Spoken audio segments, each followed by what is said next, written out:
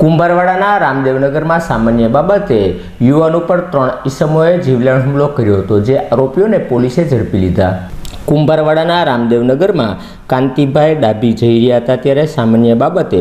રાહુલભાઈ ઉર્ફે ઢેલ ચૌહાણ અને સંદીપ ઉર્ફે સુની ચૌહાણ અને અન્ય અનિલ ઉર્ફે અનો રાઠોડે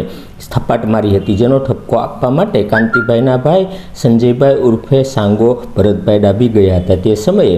રાહુલભાઈ ઉર્ફે ઢેલ મુકેશભાઈ ચૌહાણ, સંદીપભાઈ ઉર્ફે સુની મુકેશભાઈ ચૌહાણ અને અનિલ ઉર્ફે અનો નવનીતભાઈ રાઠોડે ઘાતક હથિયારો વડે સંજયભાઈ ઉર્ફે સાંગા ડાભી ઉપર ઘાતક હુમલો કર્યો હતો, જેમાં તેમને ગંભીર ઇજાઓ થઈ હતી, જેની પોલીસ ફરિયાદ નોંધાવવામાં આવતા પોલીસે રાહુલ ઉર્ફે ઢેલ ચૌહાણ, સંદીપ ઉર્ફે સુની ચૌહાણ અને અનિલ ઉર્ફે અનો રાઠોડની અટકાયત કરી ધોરણસરની કાર્યવાહી હાથ ધરી હતી.